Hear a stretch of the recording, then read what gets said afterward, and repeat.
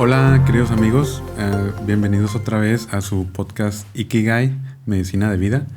Estamos muy contentos de estar otra vez de regreso en este podcast que habíamos dejado de lado por un tiempo debido a problemas de salud pública, ¿verdad? Ha empezado con la pandemia que tuvimos que dejar el podcast, pero aquí estamos de regreso, muy contentos de poder compartir con ustedes nuestros conocimientos en medicina del estilo de vida.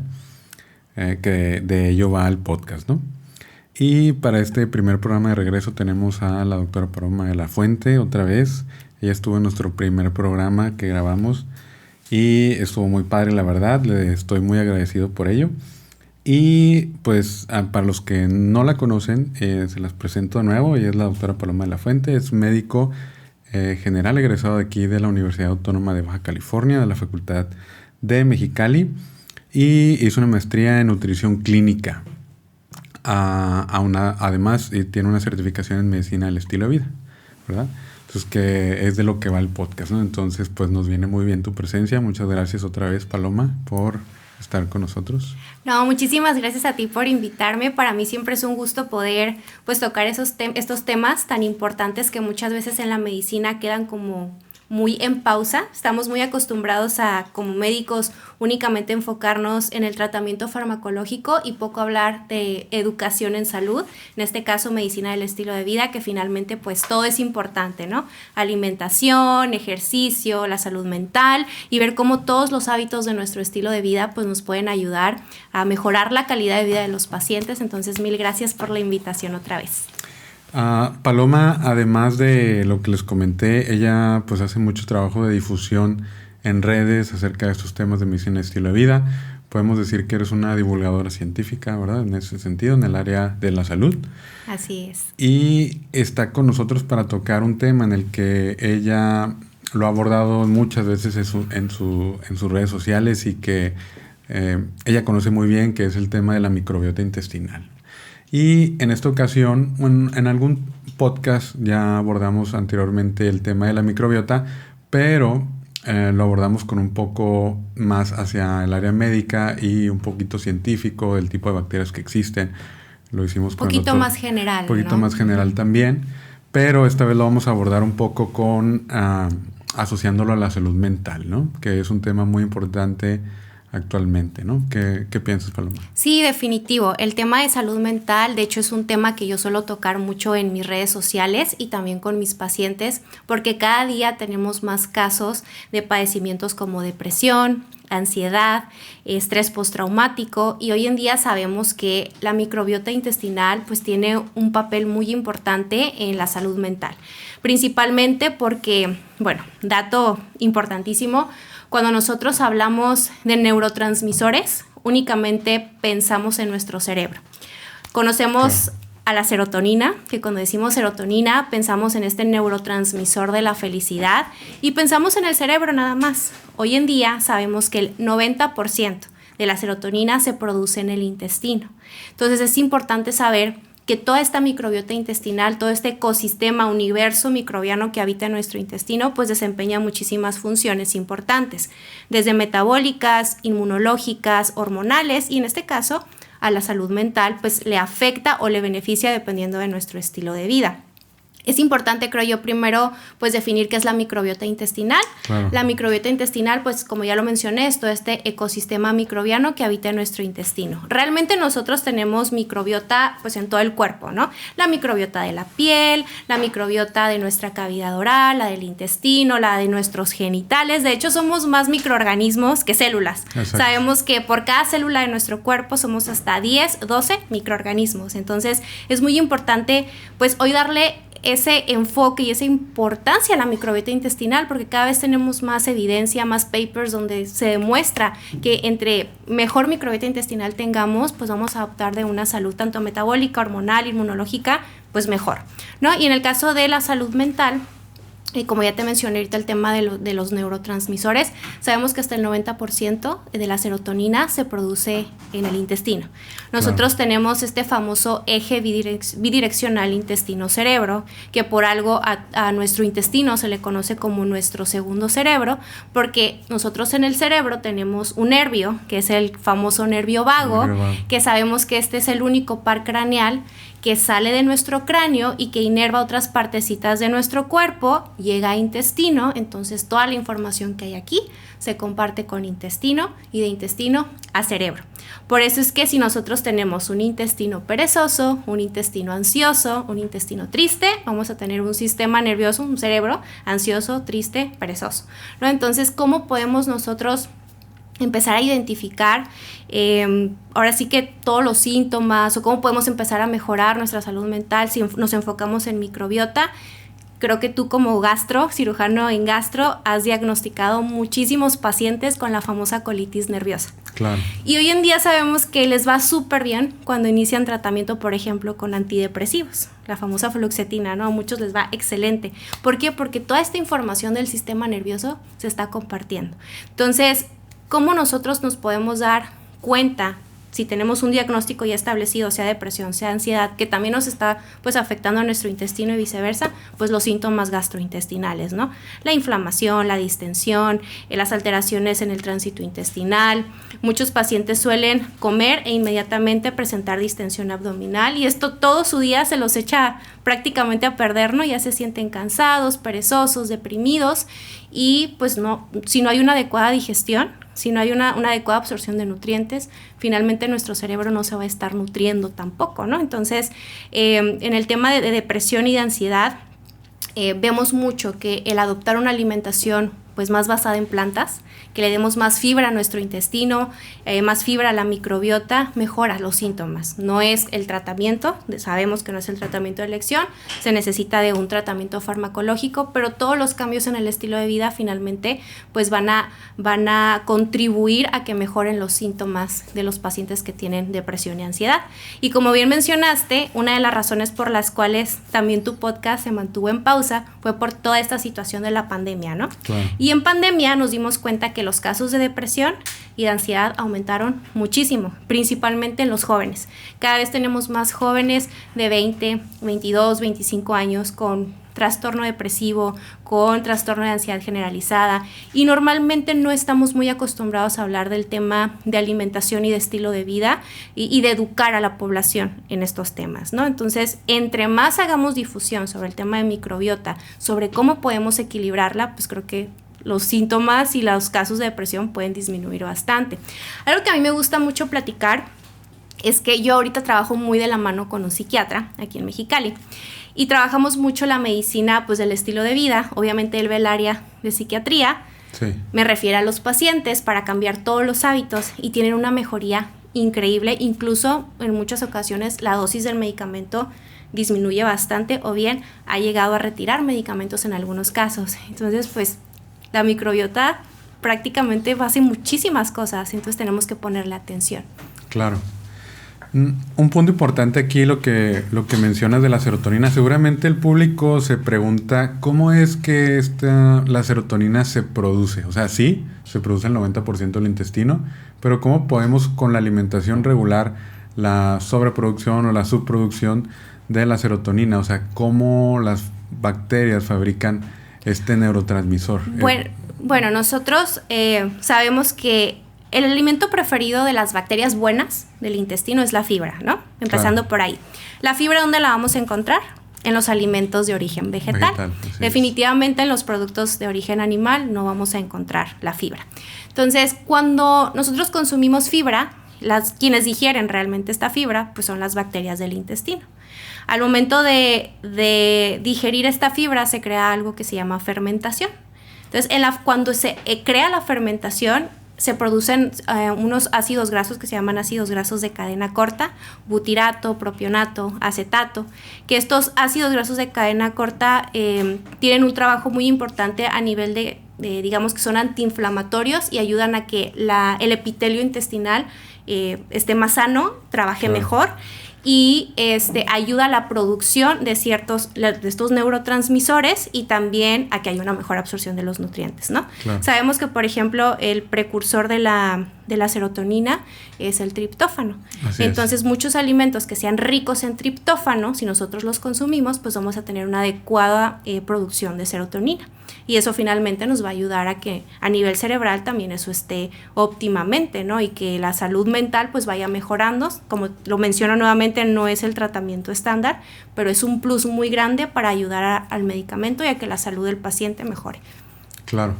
Sí, lo mencionaste bien que es común que nosotros tratemos. Yo creo que fácilmente en la consulta de gastroenterología quizá hasta el 50 o un 60% de la consulta se debe a problemas que los pacientes identifican como colitis nerviosa, ¿no? Que es lo que así le llaman al síndrome de intestino irritable. Exacto. ¿No?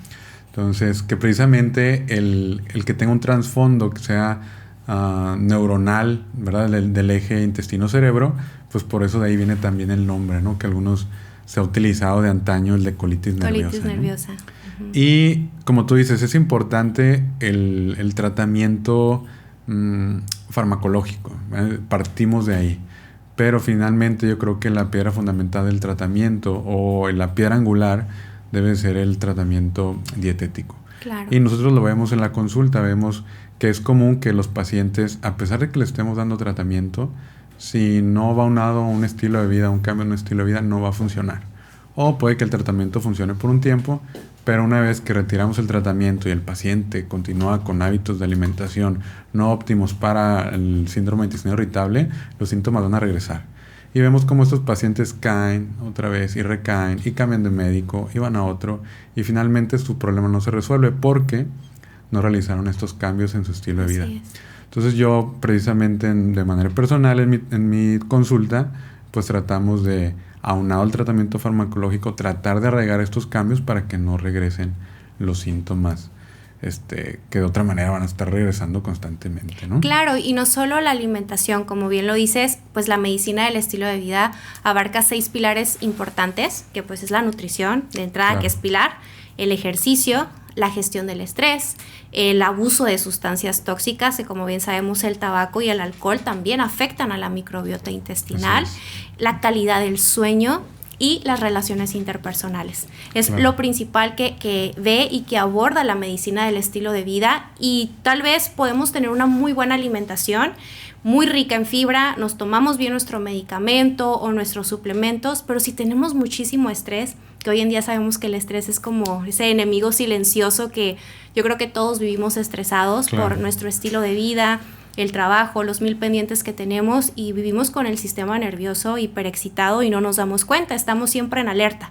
Entonces todo eso también finalmente pues va a afectar a la microbiota intestinal, toda esta información del sistema nervioso, y va a ocasionar los síntomas de ya sea el síndrome de intestino irritable o la famosa colitis nerviosa, ¿no? Que pues finalmente es prácticamente lo mismo.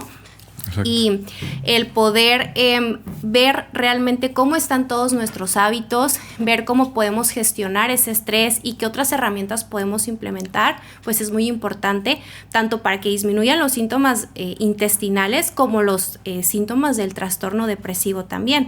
La tristeza crónica, el cansancio, la fatiga, la falta de concentración. Si nosotros tenemos una buena alimentación, una buena gestión del estrés, hacemos actividad física, los síntomas definitivamente mejoran y bastante.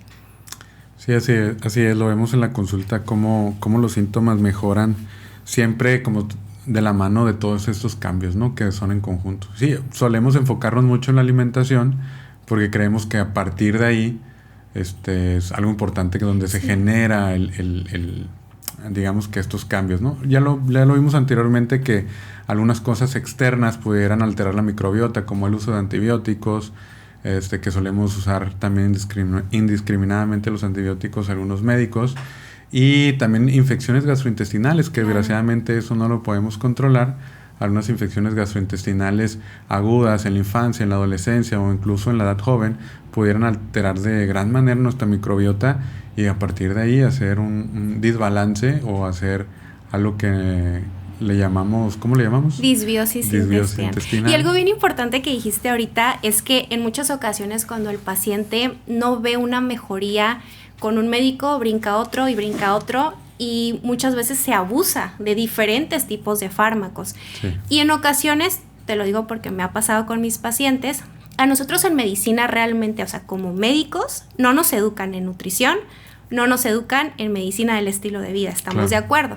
Entonces, en muchas ocasiones le decimos al paciente, no, pues ten tu medicamento, come saludable.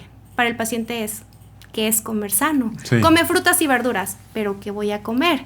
En muchas ocasiones se les prescribe la famosa dieta baja en FODMAPs, ¿no? FODMAPs, pero sabemos que este protocolo debe de ser máximo por 8 semanas. Después de esas 8 semanas hay que ir poco a poquito agregando nuevamente estos alimentos que son ricos en fibra, porque si no luego el paciente se queda comiendo puro arroz o puro pollo o pura manzana o sin la cáscara, ¿no? Para que no se inflame, o ciertos alimentos nada más que vienen en las listas.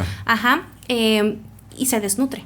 Entonces muchas veces duran hasta meses. Yo tengo pacientes que me han llegado de hasta 1 o 2 años que están con dieta baja en FODMAPs. Claro. Les haces estudios de laboratorio con anemia, con la glucosa mal, la insulina mal, problemas hormonales. ¿Por qué? Porque no hay una adecuada nutrición. Entonces, nosotros tenemos que saber qué es lo que le vamos a prescribir al paciente, aunque no tengamos el conocimiento 100% de nutrición, porque pues, cada quien se va a su área, al menos saber que sí puede, o sea, que sí puede seguir haciendo, cómo es el protocolo, que no debe de pasarse de esas 8 semanas, por ejemplo, la dieta baja en FODMAPs porque se puede desnutrir, o referirlo con un médico que sepa, ¿no? Porque en muchas ocasiones también minimizamos la nutrición como médicos, decimos, puedes comer lo que sea.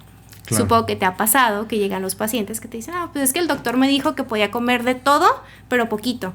Pero bueno, ¿qué es de todo? Ultraprocesados, productos llenos de azúcar, productos llenos de grasas trans, que hoy en día sabemos también que este tipo de productos ultraprocesados contienen muchísimas sustancias como colorantes artificiales, saborizantes artificiales, disruptores endocrinos, sí. Que, o sea, ya nos están haciendo una alteración metabólica increíble. Yo una recomendación que les doy a mis pacientes, probablemente se escuche un poquito exagerada, un poquito estricta, pero creo que es importante mencionarlo, lean ingredientes, ¿no? Claro. Si ven por ahí un ingrediente que no puedan ni pronunciar, que no lo conocen, no se lo coman, o súper ocasional cómanselo, porque realmente no saben qué es lo que se están comiendo, claro. No saben qué es lo que le están dando a su cuerpo, y todo eso finalmente va a tener una consecuencia en la salud. Ahorita que acaba de pasar la famosa fecha de Halloween, para mí es muy, muy interesante, porque ¿qué es lo que le damos a los niños?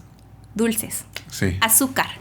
Y yo pienso mucho, por ejemplo, en las personas que amamos los perritos, a mí me encantan los animales, a los perritos no les damos dulces, no les damos azúcar porque sabemos que les hace daño, porque sabemos que les puede ocasionar alguna enfermedad, tanto intestinal como a nivel metabólico. Y yo me pregunto, ¿por qué a los niños les damos tantos dulces? ¿Por qué les estamos alterando la microbiota intestinal desde ahorita? Claro. Y, o sea, es una pregunta que yo me cuestiono, ¿no? ¿Por qué lo hacemos por cultura? Sí, pero estamos dañando a nuestra salud. Muchas de las cosas que hacemos día a día, festejos y cultura que tenemos, pues es nada más por eso. Y finalmente dañamos a nuestra salud, ¿no? Digo, hay que encontrar un balance, un equilibrio, claro. Pero estamos muy acostumbrados a que todo lo festejamos con una cantidad de comida exagerada y ultraprocesada. Mucho azúcar, alcohol, grasas trans, y que finalmente todo eso va a tener una repercusión en nuestra salud.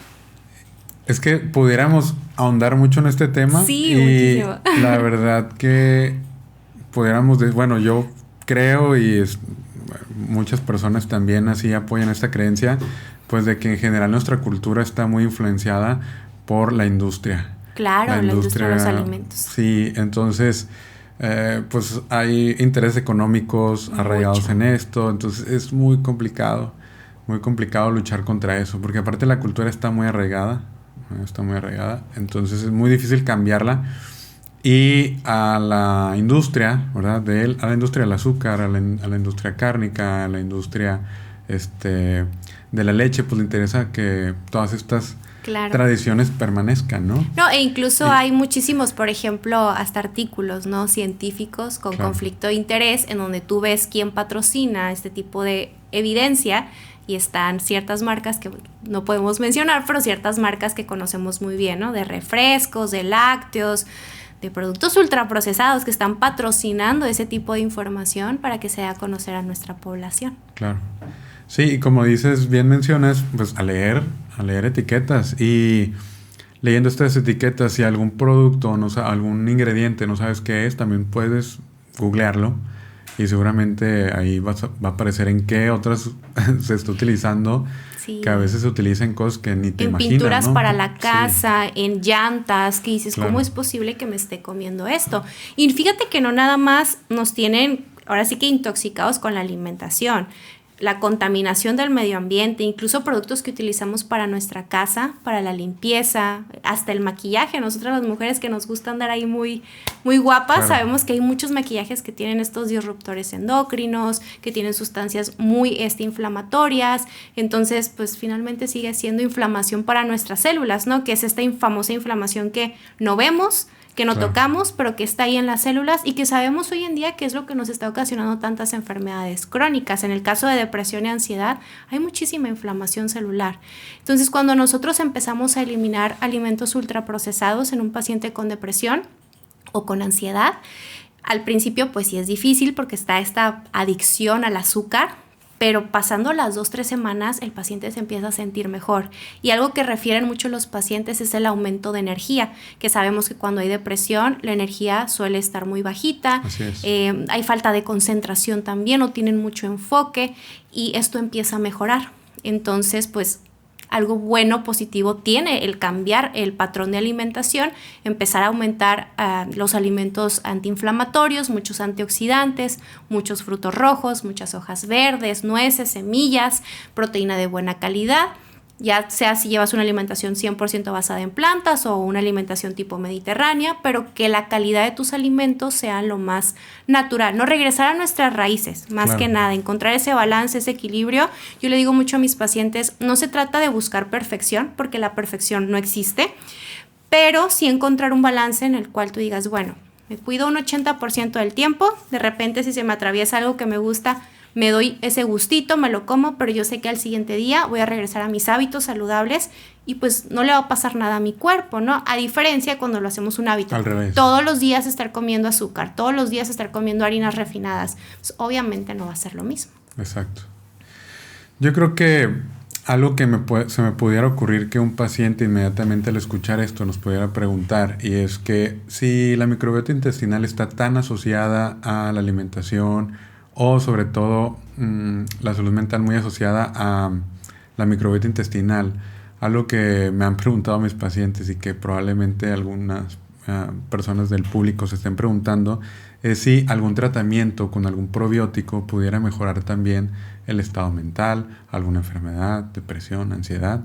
¿Tú qué nos puedes decir? El tema de la suplementación creo yo que es muy extenso, porque realmente aquí en México yo veo que tenemos muy pocos suplementos de buena calidad, y antes de prescribir algún suplemento tenemos que revisar muy bien ese suplemento. En el caso de los probióticos, revisar las cepas de bacterias, revisar la cantidad también de unidades formadoras de colonias que tienen, porque muchas veces hay probióticos que traen súper poquitas unidades formadoras de colonias o unas cuantas cepas que pues a lo mejor ni cosquillas le van a hacer al paciente, ¿no? Pero siempre revisar las cepas de bacterias, revisar que de preferencia yo les recomiendo que tenga de 30 billones para arriba de unidades formadoras de colonias, y sí hay probióticos, suplementos que pueden ayudar mucho en tema de que mejoran síntomas de salud mental, pero a mí me gusta más enfocarme primero en la alimentación, y ahí mismo en la alimentación agregar los alimentos fermentados.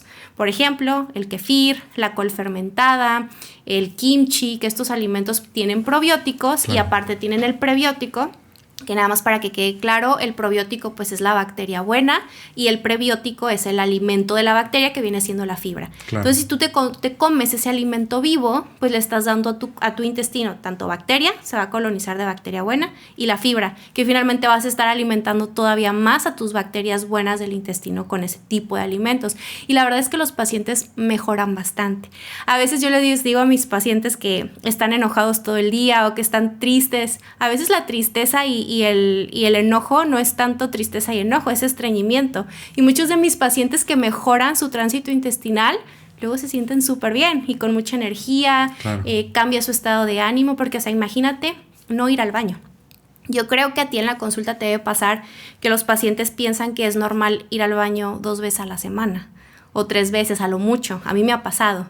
Y sabemos que pues deberíamos de ir todos los días, ¿no? O bien ya cuando les empiezas a hacer su historia clínica, que les preguntas cómo es la forma de sus heces, te dicen, no, pues es que yo hago como bolitas. Y claro. Eso ya es estreñimiento, ¿no? Sí, sí. Entonces, siempre es importante en la consulta preguntar esto. A veces creo que no lo preguntamos si no somos, por ejemplo, en tu caso, cirujano, gastro y demás, pero es importante hacerlo en la consulta de atención primaria, sí. Porque pues así vamos a descartar otras condiciones. Y sí, mejoran muchísimo con los alimentos fermentados. A mí me gusta mucho complementarlo con, pues con la alimentación, una alimentación muy rica en fibra, antiinflamatoria, y agregar estos alimentos fermentados antes del probiótico. Ya si vemos que todavía hay como un poquito de estreñimiento o que no mejoran, podemos agregar a lo mejor algún probiótico siempre y cuando sea de buena calidad, y va a depender del paciente, ¿no? Siempre hacer mucho hincapié en que cada paciente es diferente,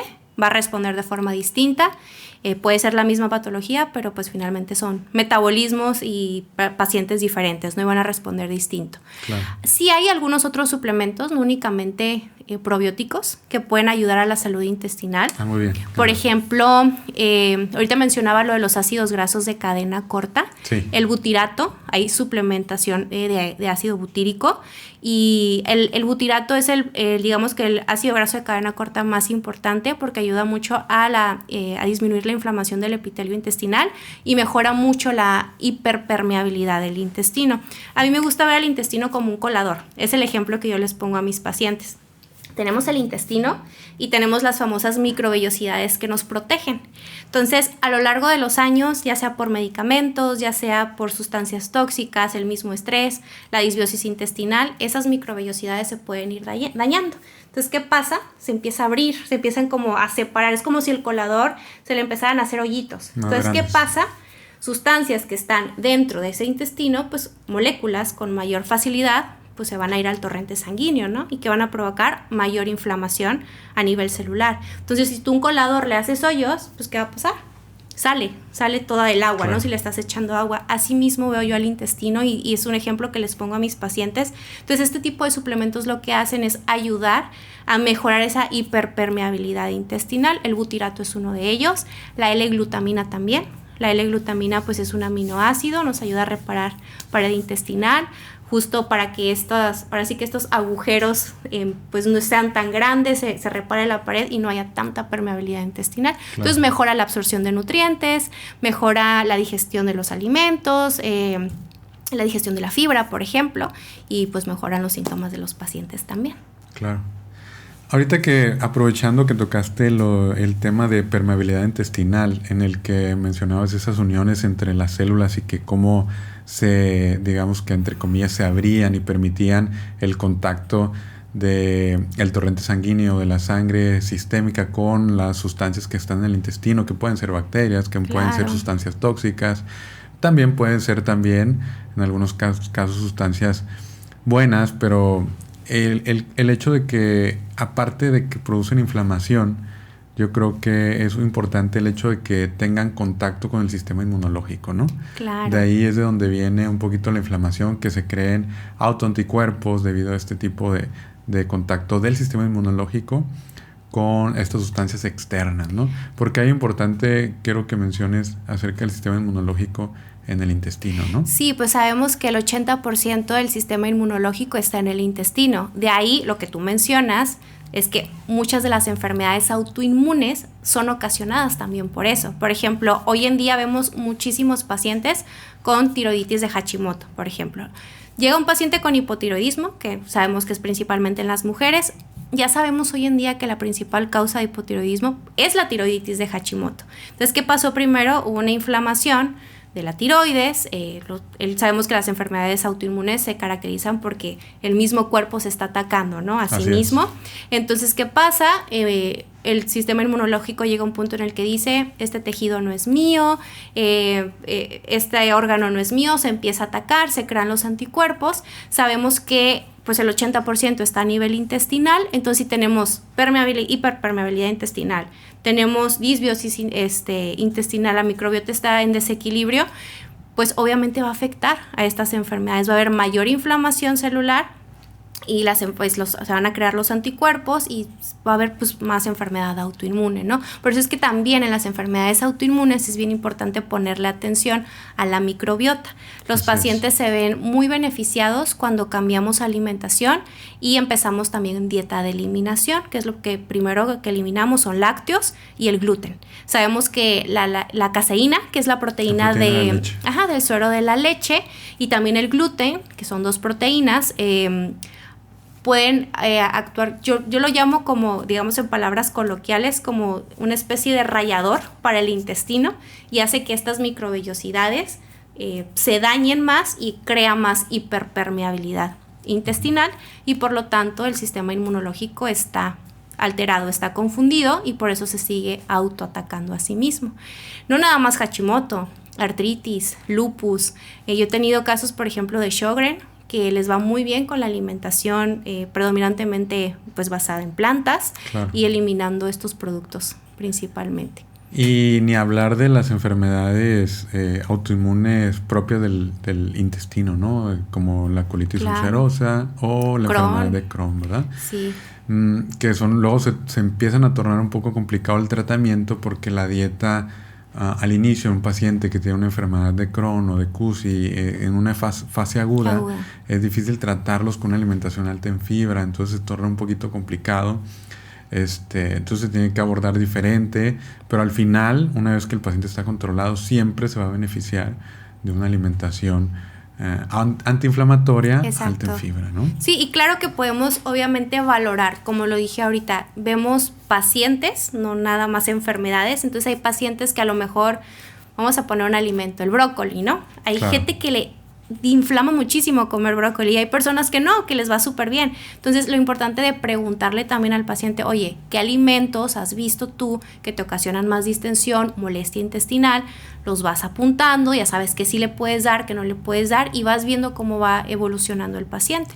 Y no es tanto que el alimento sea malo, esto sí me gustaría mencionarlo porque luego nos casamos con un patrón nada más de alimentación. Entonces creemos que a lo mejor el brócoli es malo, que la coliflor es mala, la col es mala, y no es que sea el alimento, sino finalmente el cuerpo de cada persona reacciona diferente y pues algunos van a tener distensión, algunos no.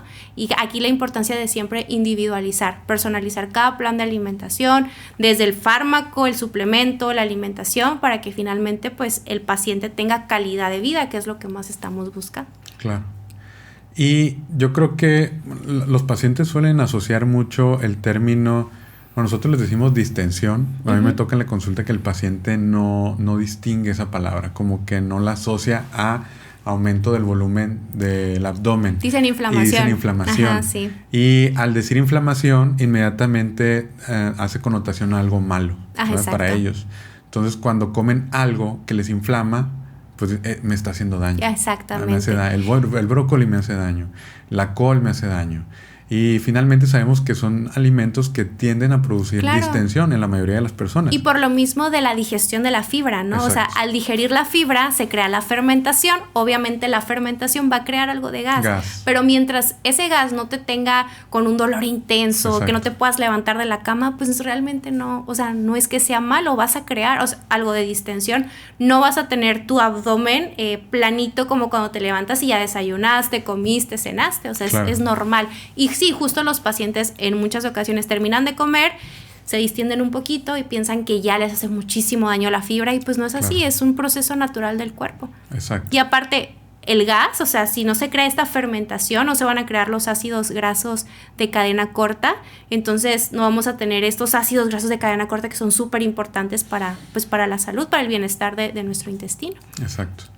Y en ese sentido, la distensión en algunos pacientes, pues sí puede provocar dolor también, ¿no?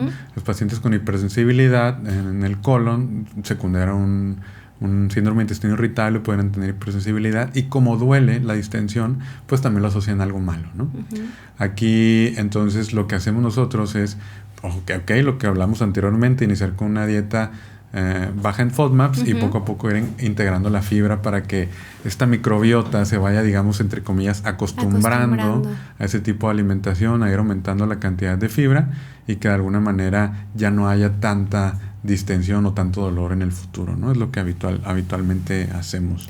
No, y realmente es bien importante hablar al paciente del consumo de fibra, porque realmente no se consume ni el 50% de fibra que necesitamos en un día. Aprox necesitamos entre 30 a 35 gramos de fibra al día. Y la realidad es que nuestra población está tan acostumbrada a comer mucho producto ultraprocesado, mucho producto de origen animal, mucha carne, por ejemplo, mucha carne roja. No vamos a encontrar fibra en eso. O sea, muchas veces cuando les decimos que aumenten su consumo de vegetales, cuando damos una recomendación general, vegetales para los pacientes es lechuga, tomate y cebolla, lo que le ponen a la hamburguesa. Entonces, que dicen, no, pues ya me comí mis vegetales en la hamburguesa. Y no, o sea, necesitamos una alimentación rotatoria en alimentos. Existen hasta más de 100 fibras diferentes y tenemos que darle esa variedad a nuestro intestino, a nuestra microbiota, también para tener variedad de bacterias, porque necesitamos pues tenerlas en equilibrio, ¿no? O sea, tener una buena calidad de bacterias. Sí, si siempre estamos consumiendo el mismo tipo de alimento, pues vamos a tener cierta cantidad de bacterias nada más que está acostumbrada a comer eso, y cuando comamos algo diferente, definitivamente lo vamos a resentir, nos va a doler, nos vamos a distender. No, y luego hoy en día que hay tantas dietas de moda, ¿no? Que si la dieta keto, que si la dieta pues basada en plantas, que nosotros llevamos una alimentación basada en plantas, pues hay muchísimas, que la paleo, vegetariana, vegana, como sea.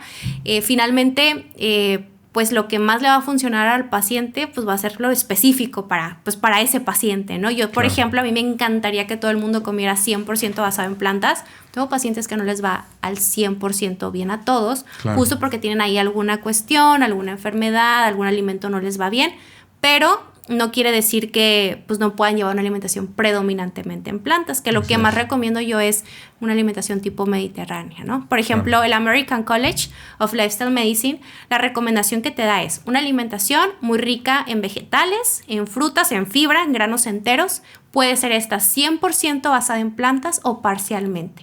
Entonces, cuando los pacientes cambian su alimentación, empiezan a aumentar el consumo de vegetales y de fibra, al principio, como bien lo decimos, no están acostumbrados a estos tipos de alimentos, sí pueden tener un poquito de distensión, puede generar un poquito de molestia, pero para las 2 semanas ya es algo hermoso porque no, o sea, van al baño súper bien, se sienten con energía, sacan lo que tienen que sacar, entonces el paciente mejora. Y tal vez no sea el tema, ahorita estamos asociando mucho la salud intestinal pues a la salud mental debido a la microbiota, tal vez no sea el tema, pero sí quisiera mencionarlo y probablemente después ahorita lo vamos a hablar más de ello, a lo mejor en algún otro momento, en otro programa, pero la enfermedad cardiovascular también tiene mucho que ver con el tipo de microbiota, la cantidad de microbiota y el tipo de alimento, ¿no? En general los productos cárnicos habitualmente producen sustancias debido a la transformación de la microbiota intestinal que son precursores de la enfermedad cardiovascular. Ajá, de la placa de ateroma. Exactamente. Sí. Entonces, hasta en eso, en algunos puntos podemos hablar de que la microbiota, podemos hablar como de un todo, ¿no? La teoría del todo en la salud en general.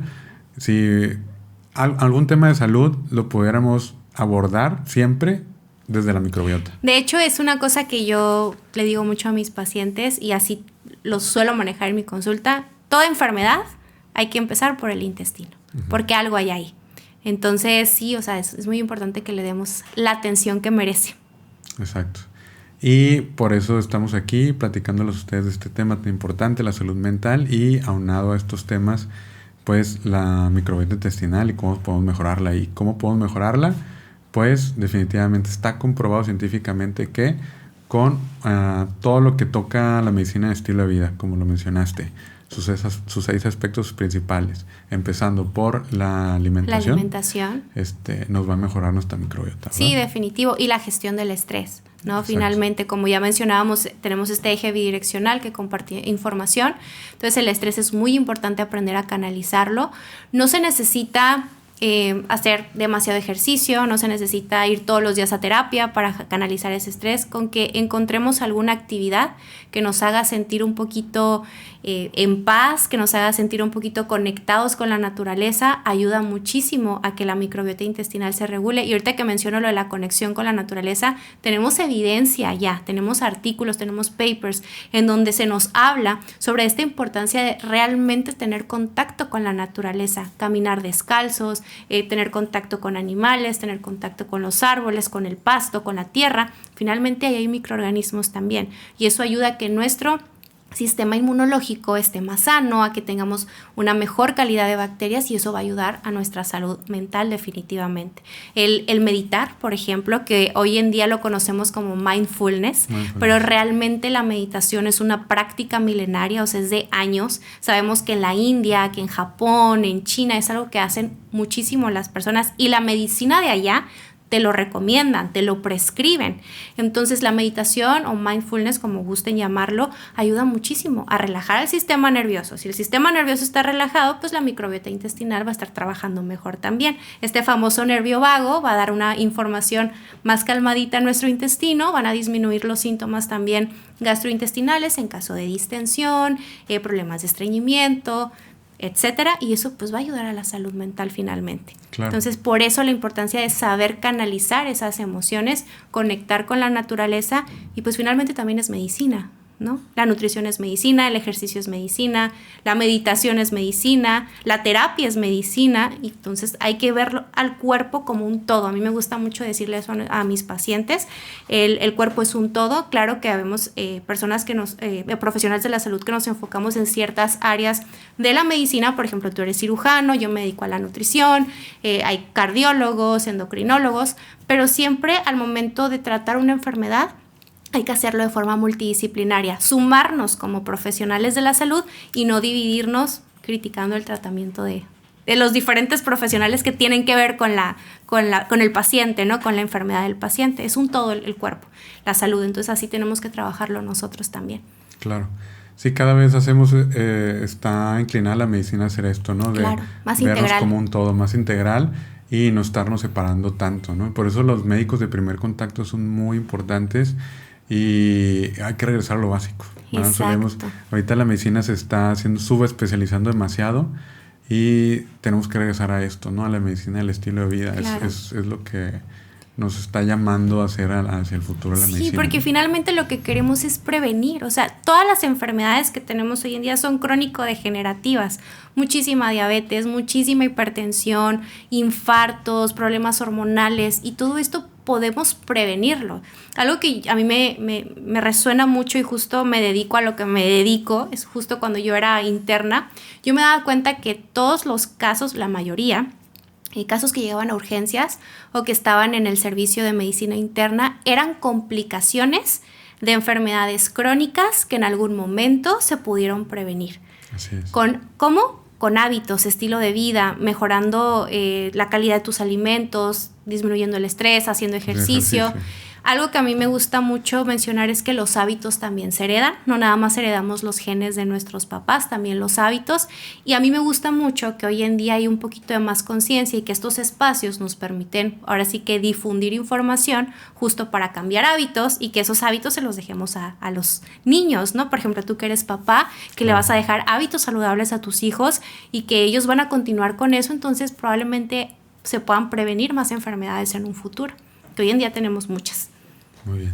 Y estamos llamados a eso, ¿no? Precisamente por eso estamos haciendo este tipo de programas, para hacer esta difusión de hábitos saludables, medicina del estilo de vida, y que los pacientes sean más conscientes, y al momento de ir a la consulta también le pidan al médico que le prescriba ese tipo de cosas, porque es lo que tenemos que hacer. No estamos prescribiendo más que medicamentos. Claro. No estamos prescribiendo ejercicio, no prescribimos meditación, mindfulness. Por ejemplo, está comprobado también, hay también trabajos hechos acerca de cómo el yoga ayuda también a los pacientes con síndrome de intestino irritable. ¿Por qué? Porque les empiezan a moverse más y porque incluye también algo de meditación, ¿no? Sí, las técnicas de respiración también ayudan muchísimo. Exacto, sí. Entonces se relaja el famoso nervio vago y se relaja todo lo demás. Exacto. Sí. Entonces sí es importante hacer eso, prescribir este tipo de conductas diferentes, no solo medicamentos, estamos llamados a eso. Si hay médicos que nos están escuchando, también pues hay que informarnos un poquito y si no sabemos de ello, pues dirigirlos con un profesional que lo haga, ¿no? Sí, y sobre todo porque en otros países ya se hace, como mencioné ahorita, o sea, por ejemplo en Japón, en China, es algo muy común que se prescriba en la medicina. De hecho, hay un libro, se los recomiendo mucho, que es el estudio de China, que está escrito por el doctor Colin Campbell, que de hecho él es uno de los pioneros del American College of Lifestyle Medicine, tiene también su propio instituto de alimentación basada en plantas y tiene información increíble de cáncer de colon, de enfermedades cardiovasculares, de cómo la alimentación ayuda muchísimo a la prevención, a revertir ciertas enfermedades también, y pues es información muy valiosa que normalmente no lo vamos a tener en un libro de la escuela de medicina, claro. que yo creo que sí se necesita hacer ya un cambio en la educación médica de los nuevos estudiantes que están entrando a la carrera de medicina para justo ver una medicina más integral. Claro. Una medicina más de prevención, de educar también al paciente. Ahorita que mencionabas que el paciente pida que le prescriban la meditación, el ejercicio, muchos pacientes al escuchar este tipo de información empiezan a investigar más y ya empiezan a cuestionar también al médico que los está tratando, y eso es bueno porque finalmente la responsabilidad de la salud no es del médico, es del paciente. Nosotros como médicos somos una guía que estamos poniendo nuestro conocimiento, lo que necesita el paciente, lo estamos tratando, le estamos diciendo qué es lo que tiene que hacer, pero al final del día quien toma la decisión y se empodera de su salud es el paciente. Entonces eso es algo que me encanta decirle a mis pacientes, el trabajo también es en equipo, paciente-médico, porque si no hay ese trabajo en equipo no va a haber ahora sí que una mejoría o una reversión o una remisión de ciertas enfermedades. Finalmente se va a convertir como en una discusión, ¿no? De ver quién tiene la razón y quién no. Me ha tocado mucho, por ejemplo, que llegan pacientes a mi consulta que me dicen a lo mejor que X doctor les recomendó no tomar refresco, no comer papas, no comer azúcar, pero ven al médico que en su escritorio tienen el refresco, tienen las papas y tienen el azúcar, dice el paciente, pues ¿cómo le voy a creer al doctor, no? Entonces creo que ahí también es importante mencionar que nosotros, somos médicos, somos seres humanos, pero también tenemos que ser un poquito de ejemplo para nuestros pacientes, ¿no? Sí. Y como bien sabemos, en medicina, pues es una carrera muy pesada, es una carrera que a veces ni tenemos tiempo para comer y también se nos crea un mal hábito a nosotros. Aunque sabemos lo que tenemos que hacer, no lo hacemos, y cuando el paciente ve eso, pues no nos cree. Entonces, finalmente todo es importante y el trabajo en equipo con el paciente es sumamente importante, ¿no? Y empoderar al paciente que sepa que la responsabilidad es de él. Así es. Muy bien. Pues seguramente muchos de nuestros pacientes están muy interesados en seguirte en tus redes, en consultarte a lo mejor de estos temas, acudir a tu consulta, conocerte. Entonces, no sé si nos puedas compartir, por favor, dónde te pueden contactar, dónde te pueden encontrar. Claro. Bueno, en redes sociales me encuentran como DRA.Paloma de la Fuente, esa doctora abreviado. Paloma de la Fuente, estoy en Instagram, estoy en Facebook, estoy en YouTube y estoy en TikTok también. Ahí trato de compartirles videitos con información resumida, obviamente con palabras coloquiales que lo puedan entender. Y en la consulta, ahorita estoy únicamente manejando la consulta en línea. Estaba dando consulta presencial, pero ahorita ya nada más estoy con la consulta en línea. Me pueden mandar un mensajito, yo les mando toda la información.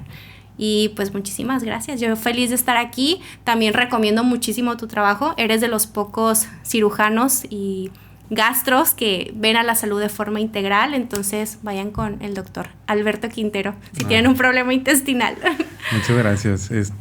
Sí, precisamente a mí no podemos alcanzar tantos pacientes en la consulta, o sea, claro. No podemos, es muy difícil porque no nos alcanza la vida, no nos alcanza la consulta para poder difundir este conocimiento. Precisamente por eso estamos haciendo este tipo de cosas, de esta manera de llegar a los pacientes, porque apenas así podemos, digamos que tocar a más gentes, ¿no? Con estos temas. No, y estamos de acuerdo que a veces hay personas que, no sé, la distancia, no pueden obviamente venir para acá, o económicamente a lo mejor ahorita no pueden pagar una consulta, entonces ya se meten, buscan un podcast, ven que la información está digerible, que lo pueden entender, a lo mejor ven, sabes que yo tengo este síntoma, puedo tomar este suplemento, puedo consumir alimentos fermentados, aumentar mi consumo de plantas, y ya empiezan, aunque sea poquito, pero hacer un cambio y hacer un cambio positivo para su salud. Entonces siempre estos espacios nos van a ayudar muchísimo. Pues estamos muy contentos de que nos hayan acompañado. Paloma, muchas gracias, gracias otra vez a ti por compartir este espacio contigo. Es un placer. Te deseo mucha suerte en todos tus proyectos, todo lo que viene para ti. Y pues nos vemos en el siguiente episodio.